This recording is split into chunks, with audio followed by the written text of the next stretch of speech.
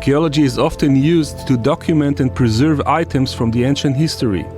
This time it's being used to do the same thing to something which occurred only a few months ago, the Hamas onslaught of October 7.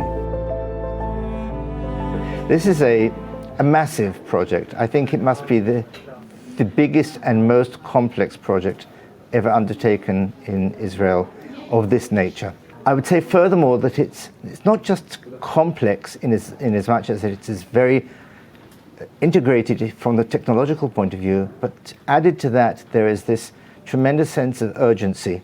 Everything has to be done at the best possible level, at the fastest possible time, with the greatest possible sensitivity.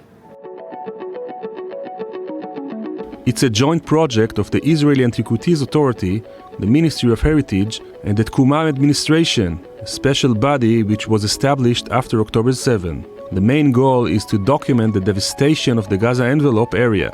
We create a base, a 3D, very detailed base for the memory, for the virtual museum that will happen, for many other uses of the 3D model after the buildings here would be demolished. We'll have the exact copy of those buildings in the computer and we can build our memory on top of that. The 3D model of those buildings, which is really accurate, would be an evidence that can be used either in court or either in the public domain, in the social media, to confront the claim that it didn't happen, which is already happening. And I think the third main objective is to be a warning sign. What happens when extreme religious is attacking you, is confronting you in the most brutal way. The project is taking place in several main locations in the Gaza envelope. Kibbutz Nir Oz is one of the places which suffered the most from the Hamas attack. The group, consisting of cameramen, archaeologists and experts, is using advanced technologies to get the best possible results. We're using a few methods of photography. First, high-resolution cameras, Sony cameras, for a very high resolution, 61 megapixel cameras. We're using drones to take photos from above, and we are also using LiDAR scanners. It's a laser for the best resolution, and we merge all these technologies together to get the best model that we can get. The first house the team is working on belongs to the Yakir family, who managed to survive the attack after they escaped and hid in a safe room adjacent to the house. Ron Bahat, a resident of Nir Oz, says that despite the sensitivity of the issue, he believes in the value of this project. Something happened here that never happened before. I think it is significant to document and to commemorate it. I think that some of those who've been here don't fully understand the importance of documenting the event for the next generations. On the one hand, there is a call to rebuild the kibbutz and bring life to what it was before. On the other hand, it is clear that it is important to show what happened here. It is clear that some of the people are not even at this stage of thinking ahead about collecting evidence. I believe that this project is top priority. This burned structure was the local kindergarten of Nir Oz. We can still see traces of the life that was here before the fire, such as Happy New Year cards made only 2 weeks before the attack. The 3D model tries to give one the opportunity to tour this site, which is inaccessible to most people. As you can see, it's all black. It's all burnt. It's really hard to see. So what we do is we use a bright flash. When we photograph, basically we shoot the whole area with the digital camera from all the areas around to give a clear view of every feature that we see, and you can see it in the model later on. There were no people here. There were no because it was Saturday morning, so the kindergarten was left as it is, and you can see the ash layer is set on the tables and all the stuff. Our next stop is the house of Oded and Yochevet Lifshitz, close to the kibbutz fence. The elderly couple was abducted to Gaza, and only Yochevet has so far returned.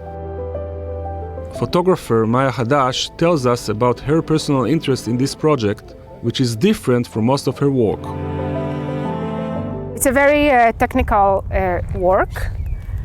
I always need to understand the 360 perspective of the building and what is the drone getting from above and what I need to complete, how can I complete the drone from different angles, also from ground level and up level, and also inside. This also question of the line between observation and voyeurism. In recent weeks, we have seen hundreds of people come to view the broken houses of the Gaza border, something that may be disturbing for some and significant and meaningful for others. I mean, you got to see it. It's like everything bad that happens to the Jewish people, right? You need to record it. It's like the camps in World War II. It's like where the pogroms happened. It's like you need to preserve some of it. The next stage is to collect the data and create a 3D model and maps. This is done at the IAA headquarters in Jerusalem. The process goes like this. We have experts who collect data in the field. All the data is downloaded to the system, and here is where we analyze and start modeling. We have a huge amount to date of pictures of the houses. Here we can check which structure was documented. For example, here in this map I can see each house and check if it was documented and at which level of documentation it is. So it's like a relay race. There are people who collect data, people who receive the data, those who process it, and those who build the model. Each stage depends on the other stage. Using this application helps us to see the process and to verify that nothing gets lost on the way. It is still unclear what the final usage of this project will be, on which platform it will be shown, and whether it will be available to the wider public.